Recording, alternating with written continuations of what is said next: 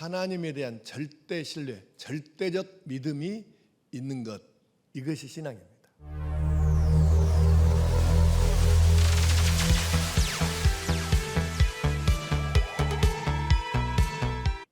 하나님을 절대 신뢰하는 것이 믿음이에요. 신앙이 뭐냐? 물론 여러분에게 내가 신학을 공부한 사람이니까 신학적으로 뭐 첫째, 둘째, 셋째에서 이렇게 가르칠 수는 있지만 의미가 전혀 없지는 않지만 여러분에게 그렇게 중요한 거 아니에요. 신앙은 하나님에 대한 절대 신뢰, 절대적 믿음이 있는 것, 이것이 신앙입니다. 그럼 이제 두 번째, 오늘 신앙은 무엇인가? 하나님의 말씀을 믿는 것입니다. 하나님을 절대적으로 믿듯이 그 하나님의, 내가 절대적으로 믿는 하나님께서 주신 말씀을 똑같이 믿는 것입니다. 하나님을 믿듯이. 그것이 신앙이에요. 따라하겠습니다. 신앙은 하나님의 말씀을 믿는 것입니다. 그렇습니다. 지금 아브라함의 얘기를 계속 할 거예요. 자, 아브라함은 이 부분에 대해서 어떻게 우리에게 보여주시는가? 오늘 구약성경 본문 중에 4절, 창세기 12장 4절을 봅니다. 시작. 이에 아브라함이 여호와의 말씀을 따라갔고. 아멘. 아브라함이 하나님 여호와의 말씀을 따라갔다고 이렇게 우리에게 가르쳐 주시는 거예요. 하나님을 따라갔다라고 쓰지 않고 하나님의 말씀을 따라갔다. 그러면 이 말씀을 따라갔다는 말이 어떤 의미가 있는지를 한번 살펴봅시다. 히브리서 11장 8절 말씀을 쉬운 말 성경 번역을 한번 볼까요? 생각하면서 읽습니다. 시작. 믿음으로 아브라함은 하나님께 부르심을 받았을 때 그대로 순종하여 장차 유업으로 받게 될 약속의 땅을 향해 길을 떠났습니다. 그런데 그때 아브라함은 자신이 어디로 가야 하는지 알지 못한 상태에서 오직 믿음으로 나아갔습니다. 아멘. 마지막 그 밑에서부터 둘째 줄. 아브라함은 자신이 어디로 가야 하는지 알지 못한 상태에서 믿음으로 나간 거예요. 어디로 가야 하는지 목적지가 없어요. 없는 건 아닌데 하나님께서 안 알려주셔. 근데 일단 떠나는 거예요. 가라. 이게 남의 이야기라고 그래가지고 여러분 그냥 너무 쉽게 넘어가면 안 돼요. 입장을 바꿔놓고 생각해서 옛날이 아니고 지금이라고 해도 우리한테 야, 너 떠나라. 너의 고향 친척 아버지 집 떠나서 한번 나가봐. 근데 어디로 목적지는 안 알려주고 일단 가라고 그렇게 말씀하시면 이게 되겠어요. 근데 아브라함은 희한하게 어디로 가는지를 몰라.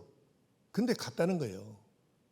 그러니까 이게 여호와의 말씀을 따라 갔다 하는 의미가 바로 이 말씀인데 한번 더 봅시다. 똑같은 말씀인데 현대인의 성경으로 11장 8절 말씀 봅니다. 자, 시작. 믿음으로 아브라함은 하나님이 주시겠다고 약속하신 땅으로 가라는 명령을 받고 그대로 순종하였습니다. 그는 가야 할 곳이 어딘지도 모르는 채 떠났던 것입니다. 아멘. 참 재밌는 사람이에요. 가야 할 곳이 어딘지도 모르는 채로 그냥 갔다는 거예요. 그러니까 다시 반복하지만 여러분과 내가 이 당시에 아브라함이었으면 두 말 없이 이렇게 했겠느냐는 거예요. 이거 되겠어요, 사실. 근데 아브라함은 가야 할 곳이 어딘지도 모르는 채 그냥 떠난 거예요. 왜?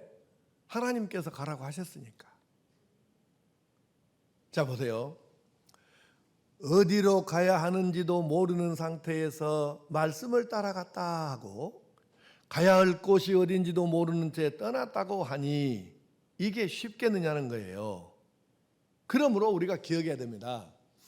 내가 하나님을 잘 믿는다, 절대적으로 섬긴다, 믿는다 하는 말은 바꿔 말하면 하나님을 믿기 때문에 그의 말씀도 내가 하나님 믿는 것처럼 말씀도 그렇게 믿는다, 이 뜻이에요. 의미가 그렇다고 말이에요. 하나님은 오늘이나 옛날이나 똑같이 지금도 말씀하고 계시는 거예요. 따라하겠습니다. 말씀하시는 하나님. 그렇습니다. 하나님께서는 예나 지금이나 계속해서 우리에게 말씀하시는 거예요. 근데 영적으로 민감한 사람은 즉각 깨닫고 둔감한 사람은 아무리 하나님이 계속 말씀하고 계셔도 못 들어요. 못 느껴요. 이걸 못 알아먹어. 보세요. 왜 우리가 영적으로 하나님의 사람들은 민감해야 되는가? 왜 둔감하지 않고 민감해야 되는가? 바로 그것은 하나님의 말씀을 즉각 말씀하시는 즉시로 알아차리고 따르기, 응답하기 위해서입니다. 자, 마틴 루터가요, 종교개혁자라 우리가 얘기했는데, 이 사람이 이제 어느 날 그 지인들하고 같이 길을 갔다가 막 그 쏙나기가 느닷없이 퍼붓는데 벼락이 치는 거예요. 우르릉 쾅쾅 하더니 세상에 같이 가는 일행 중에 한 사람이 벼락을 맞아서 죽는 거예요. 대부분의 사람들은, 다른 사람들은 이랬어요. 어휴, 큰일 날 뻔했네. 한바트면 내가 죽었을 것인데. 그리고 자기 안 죽은 거 그것만 생각하고 살아났다는 것에 대해서 다행이다고만 생각하고 그냥 넘어가는 거예요. 근데 루터는 왜 내가 아니고 저 사람이 벼락에 맞았을까? 내가 맞을 수도 있었는데 왜 벼락이 내가 아니고 저 사람에게로 갔을까? 내가 저 사람보다 더 선해서였을까? 내가 저 사람보다 하나님 말씀을 더 잘 듣고 순종을 잘해서 했을까? 내가 더 의로워서였을까? 아무리 생각해도 그건 아닌 거예요.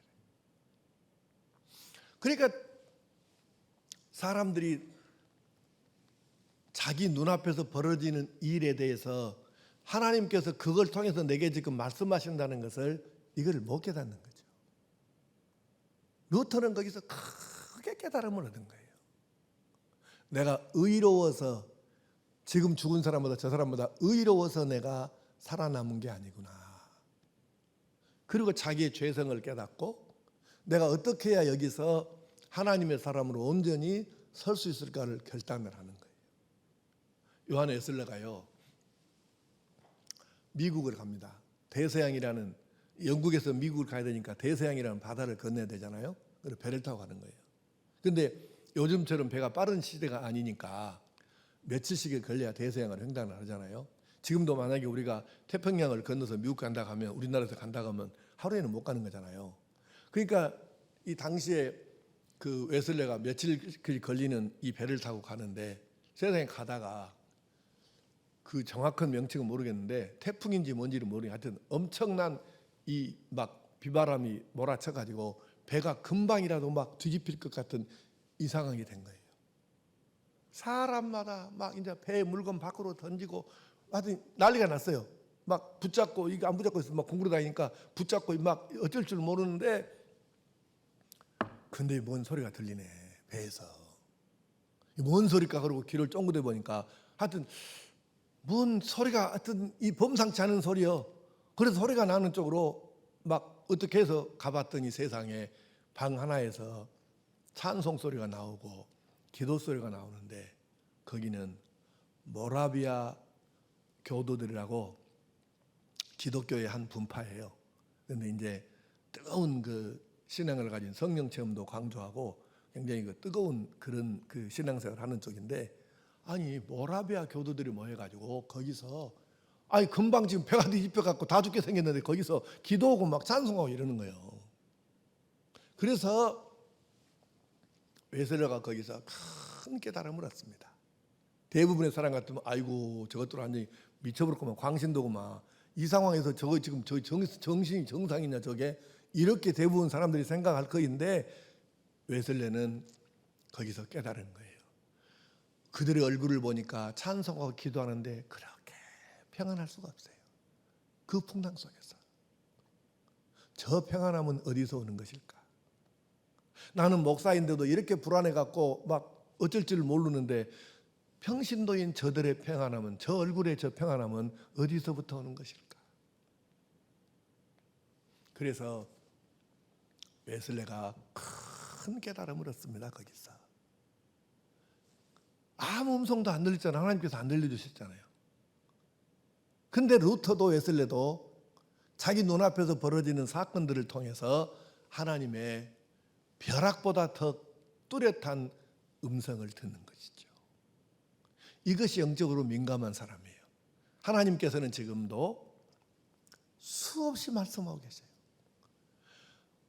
꼭 목사님의 설교를 통해서만 말씀하시는 것이 아니라 여러분이 성경을 읽을 때 말씀하시고 설교를 들을 때 말씀하시고 간증을 들을 때 말씀하시고 여러분 눈앞에서 꽝 먼 사고가 교통사고 날 때 부딪힐 때 그걸 통해 말씀하시고 누군가가 옆에서 앓고 있을 때 아파 신음하고 있을 때 말씀하시고 우리 아이들을 통해서 말씀하시고 하여튼 계속해서 말씀을 하시는데 이 말씀을 듣는 사람도 있고 하나님이 내게 말씀하시는가 안 하시는가 아예 그것 자체까지도 생각을 못하고 그냥 넘어가는 사람은 너무 많고.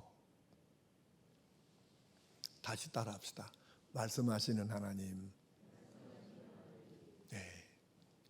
지금도 말씀하시잖아요. 근데 우리가 이 말씀하시는 하나님을 깨닫고 하나님의 말씀을 하나님 대우하듯이 그렇게 우리가 말씀을 믿고 따르느냐는 것이죠. 우리가 이것을 깊이 생각해야 합니다. 그러므로 하나님을 믿는다는 것은 하나님의 말씀을 믿는다는 뜻이에요. 아브라함은 하나님을 절대 신뢰하기에 하나님의 말씀도 하나님과 똑같이 절대 믿는 거죠. 하나님을 절대적으로 믿는 것처럼 하나님의 말씀도 절대적으로 믿는 거예요. 그러니까 어디로 가야 하는지도 알지 못한 상태에서 가야 할 곳이 어딘지도 모르는 채로 그냥 말씀을 따라 가는 것이죠. 왜? 말씀을 하나님과 동일시하여 그렇게 믿었기 때문에. 아멘.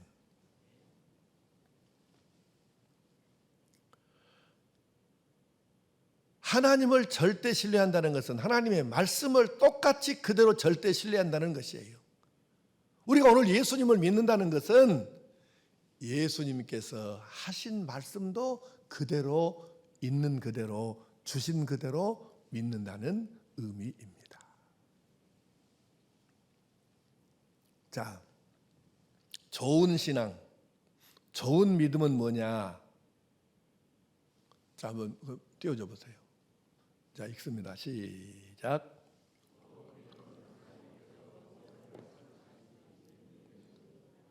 아멘. 좋은 신앙은 이거예요.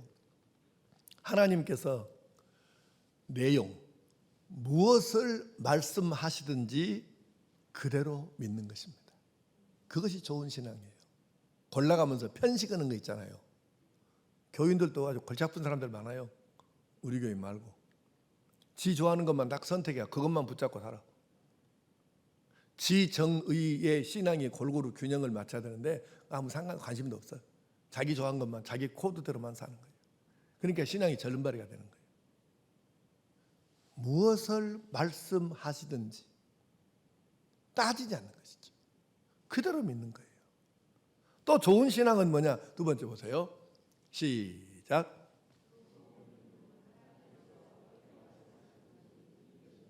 네, 좋은 신앙이 뭐냐? 하나님께서 형식적으로 어떻게 말씀하시든지 믿는 것이에요. 이거 따지지 않습니다. 또 하나, 그 다음 넘겨봐요. 시작.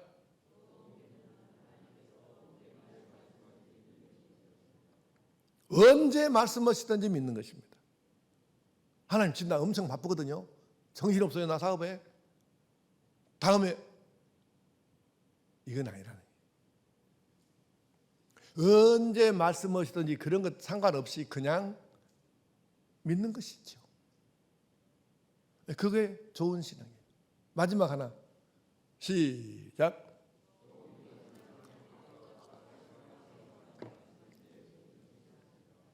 아멘. 어떤 사람은 형통할 때, 잘 나갈 때 하나님께서 누군가를 통해서 막 깨우침을 주시는데 절대로 안 믿습니다. 내가 바빠 사람 듣고 있는데 지금 그게 지금 중요하냐 지금 상관없어. 어떤 사람 막 권고할 때 있잖아요. 너무 힘들어갖고 막 이게 어찌가 해볼 수가 없어. 내가 지금 그런 거 지금 정신이 있냐 지금 안 들어. 그거는 신앙이 아니에요. 좋은 신앙은 하나님께서 어떤 상황에서 말씀하셔도 아멘하고 말씀을 받고 믿는 것입니다. 그게 좋은 신앙이에요. 그러니까 신앙은 여러분 한번 스스로 판단해 보세요. 내 신앙이 좋은 신앙인가 아직 아닌가. 그는 하나님께서 무엇을 말씀하시든지 어떻게 말씀하시든지 언제 말씀하시든지 어떤 상황에서 말씀하시든지 주신 그대로 믿고 따르는 것이 이것이 좋은 신앙이에요. 근데 해보니까 쉽지는 않아요. 네. 말은 쉽지만 사실 쉬운 일은 아니에요. 그러나 불가능한 것도 역시 아닙니다. 성경에 보니까 하나님의 사람 우리 신앙의 조상들은 하나님 말씀을 이렇게 했더라고요. 그러니까 좋은 신앙의 조상이 됐던 것이죠. 자, 누가복음 1장 45절 시작. 주께서 하신 말씀이 반드시 이루어지리라고 믿는 그 여자에게 복이 있도다. 아멘. 이거는 마리아와 엘리사벳이 만났을 때 이야기 그 장면인데 이제 마리아가 천사의 얘기를 듣고 주의 여정요원이 말씀대로 내게서 이루어지기를 바랍니다. 그렇게 이제 하고 끝나서 상황이 그러고 나서 근데 네 친족 가운데 네 친척 가운데 엘리사벳 알지 않냐? 근데 엘리사벳은 이제 제사장의 부인인데 거기도 원래 아이가 없었는데 지금 임신해갖고 6개월이나 됐다야. 그러니까는 이거 천사 만나고 나서 끝나고 나서 바로 엘리사벳을 찾아가요 마리아가. 그때 이제 대화를 하는 거예요. 그러면서 마리아가 먼저 이제 자기 손 위에니까 엘리사벳에게 인사를 하는 거죠. 그랬더니 엘리사벳이 그 인사를 듣고 자기 태중의 아이가 막 기뻐갖고 어쩔 줄 모른다고 하면서 이제 얘기를 하는데 그때 얘기한 구절 중에 하나예요. 그러니까 주께서 하신 말씀이 반드시 이루어지리라고 믿은 그 여자에게 복이 있다. 이 말은 사실 마리아가 결혼 전이잖아요. 근데 임신됐다는 것이 사람들이 알려지면 영락없이 그 당시의 법으로는 돌에 맞아 죽어야 되는데 근데 그 상황에서 마리아가 아멘 주의 여정연이 말씀대로 내게서 이루어지기를 원합니다. 이렇게 말했다는 말은 이것이 알려져 갖고 사람들에게 돌에 맞아 죽을지라도 내가 그냥 받아들이겠습니다. 이 뜻이거든. 그 생명을 지금 바치는 거예요. 순종이 그냥 순종이 아니고 생명을 걸고 순종하는 거예요. 마리아의 이 잉태는. 그러니까 이것을 누가 알았냐면 엘리사벳이 알아. 그러니까 엘리사벳이 마리아에게 한 말이 바로 그 말이에요. 주께서 하신 말씀이 반드시 이루어지리라고 믿은 그 여자에게, 그 여자가 누구예요? 마리아에게 복이 있도다. 그러면 오늘은 우리에게 똑같은 얘기예요. 사람들이야 뭐라고 말하든지 말든지 상관이 없어요. 하나님께서 내게 주신 말씀이기 때문에 나는 그대로 이루어지리라고, 이 말씀 자체가 하나님이라고 나는 믿고 그 말씀이 이루어지리라고 믿는다. 이렇게 믿고 받아들이면 이 마리아에게 임한 복이 오늘 여러분의 것이 될 줄로 믿습니다. 위대한 우리 신앙의 조상들은 하나같이 이렇게 말씀을 믿고 이 말씀을 따르는 사람들이지요. 하나님을 믿는다는 것은 하나님의 말씀을 믿는다는 뜻인데, 역으로 돌려보면요, 하나님의 말씀을 믿지 않는다는 말은 하나님을 믿지 않는다는 말과 같은 거예요. 의미가 그렇다는 거예요. 진짜 그럴까요? 하고 여러분이 의심의 눈빛을 가진 사람이 한 2명 있는데, 한번 성경으로 하나님 말씀으로 답을 찾아봅시다. 사무엘상 15장 23절 말씀을 새번역 성경으로 한번 봅시다. 시작. 거역하는 것은 점을 치는 죄와 같고 고집을 부리는 것은 우상을 섬기는 죄와 같습니다. 왕이 하나님의 말씀을 버리셨기 때문에 주님께서도 임금님을 버려 왕이 되지 못하게 하셨습니다. 아멘. 우리 생각으로는 번역이 이렇게 됐어야 할 것 같죠. 왕이 하나님을 버렸으므로 하나님께서도 왕을 버려 더 이상 왕 노릇을 못하게 하셨습니다. 이렇게 해야 맞을 것 같거든. 다시 띄워보세요. 근데 뭐라고 하냐면은 왕이 하나님의 말씀을 버리셨기 때문에, 주님은 지금 하나님을 말하는 거예요. 하나님께서도 임금님을 버려 왕이 되지 못하게 하셨습니다. 뭘 버렸다 그래요? 여호와 하나님을 버렸다고 표현하지 않고, 그러나 번역이 정확한 것인가를 보기 위해서 히브리어 사전을 갖다 놓고 보고 그 다음에 성경 번역본마다 다 열 몇 개를 뒤져봤는데 똑같아요. 왕이 여호와 하나님의 말씀을 버렸기 때문에 하나님께서도 왕을 버려서 더 이상 왕 노릇을 못하게 하셨습니다, 이 뜻이에요. 하나님의 말씀을 버린 거예요. 그러니까 여기서 우리가 깨닫는 게 뭐냐면, 하나님께서는 하나님과 하나님의 말씀을 동일시 하시는구나. 동일시 하시는구나. 이거를 우리가 알 수 있지 않습니까? 근데요, 이런 인간이 또 있더라고. 누굴까? 한번 봅시다. 열왕기상 11장 9절에서 11절 말씀을 세번역 성경으로 봅시다. 자, 천천히 시작. 하나님께서는 두 번씩이나 솔로몬에게 나타나셔서 다른 신들을 따라가지 말라고 당부하셨지만 솔로몬은 하나님께서 하신 말씀에 순종하지 않았다. 그러므로 하나님께서 솔로몬에게 이렇게 말씀하셨다. 내가 이러한 일을 하였고 내 언약과 내가 너에게 명령한 내 법규를 지키지 아니하였으니 내가 반드시 내게서 왕국을 떼어서 내 신하에게 주겠다. 아멘. 이스라엘 민족이 남왕국과 북왕국으로 나누어진 이유가 솔로몬 때문이에요. 이 인간 때문에 얼마나 많은 아픔이 이스라엘 민족에게 있었습니까? 솔로몬이 초반에는 잘 나가는데 나중에 그가 주변에 있는 여러 나라들의 공주들하고 국제정치 때문에 이게 결혼을 해가지고 마누라들을 여럿을 두고 산통해 그 여자들이 자기 나라에서 섬기던 우상 드라빔을 가져와 갖고 계속 섬기고 시녀들도 섬기고, 솔로몬이 이걸 알았으면서도 막지 안 하고 놔뒀어요. 잘못하면 이게 국제정치 문제가 되니까. 그래서 솔로몬이 이러다가 나중에 늙어서 판단력이 더 어려지니까 결국은 왕궁이 우상 숭배터가 되고 전국의 산에서마다 신당을 짓고 거기서 우상을 섬기는 이 비극적인 현상이 초래됐고, 그래서 하나님께서 말씀하신 거예요.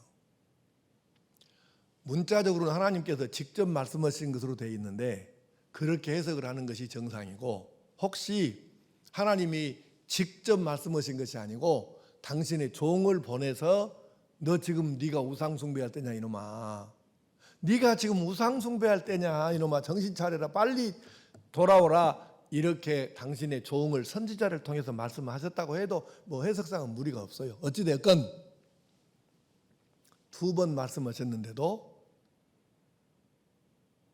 말씀을 안 들어요.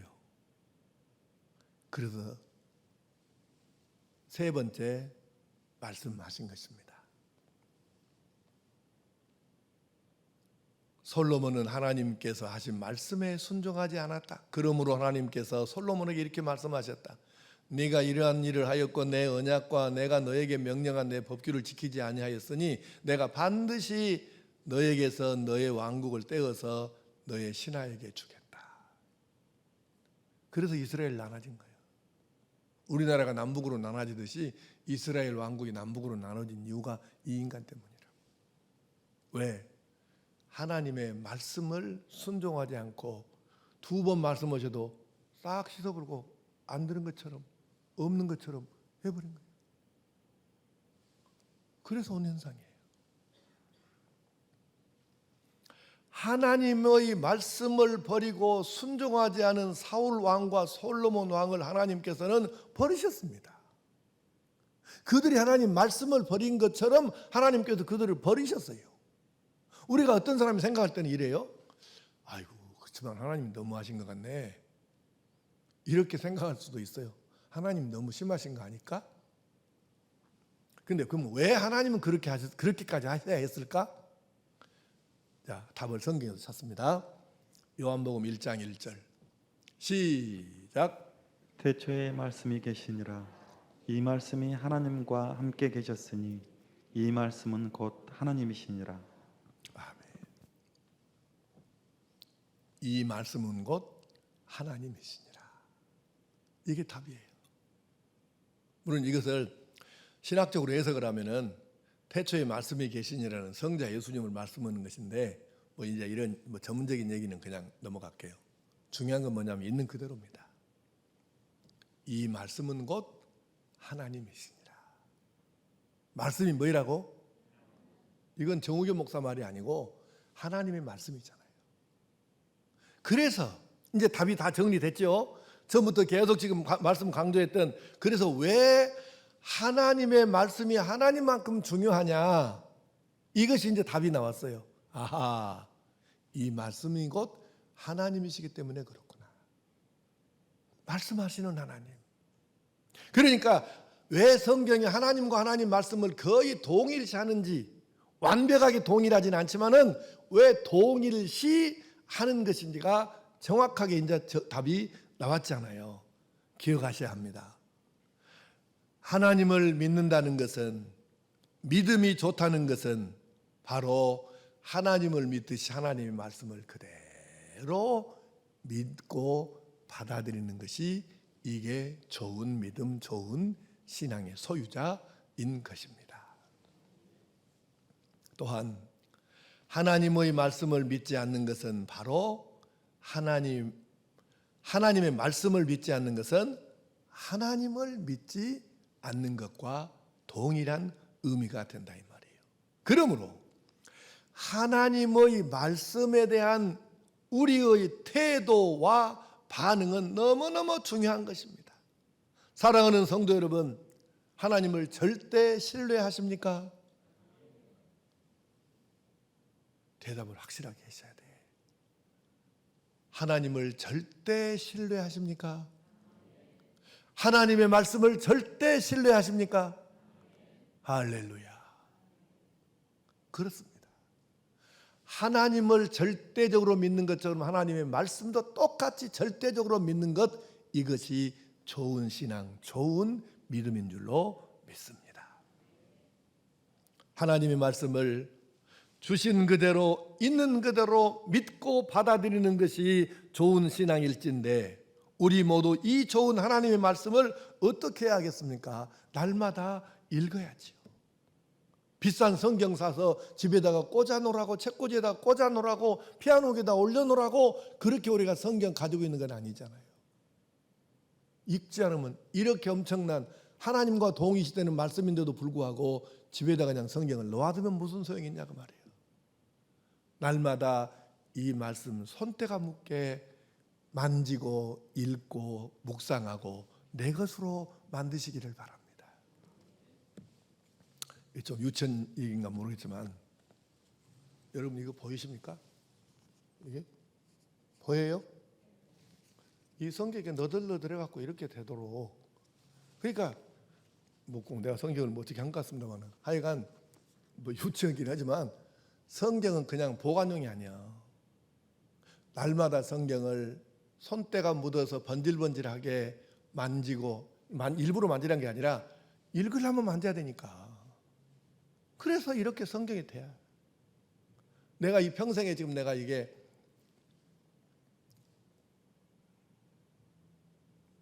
평생에 내 5번째 성경입니다. 우리 집에 책장에 내가 안 버리고 예전에 쓰던 성경 그대로 내가 다 가지고 있거든요. 맨 처음에는 그냥 한글 개역 성경이었고, 그 다음에는 국화문 혼용 성경이었고, 그 다음에는 그 주석 성경이었고, 그 다음에는 대조 성경인데 이게 2번째 쓰고 있어요. 여러분, 하나님과 동일시되는 엄청난 이 하나님의 말씀, 이 말씀을 날마다 믿으려면 읽어야 하지 않겠어요? 읽어야 되지요. 그래서 날마다 이 말씀을 여러분 중단 없이 간단 없이 쉬지 말고 이 말씀을 읽으시고 내 것으로 만드시기를 바랍니다. 그대로 믿으시기를 바랍니다. 그리고 이 하나님의 말씀을 읽고 있는 그대로 믿기 때문에 말씀 안에 하나님이 약속하신 은혜와 복도 여러분의 것이 되기를 축복합니다. 그렇죠. 이 말씀이 하나님과 동일시되니 우리가 이 말씀을 하나님처럼 읽고 이 말씀을 또 받아들이고 그렇게 믿고 그러므로 이 말씀에 약속한 이 복이, 이 은혜가 바로 우리 것이 되어서 마음껏 누리고 사는 은혜가 있기를 간절히 축복합니다. 기도하십시오.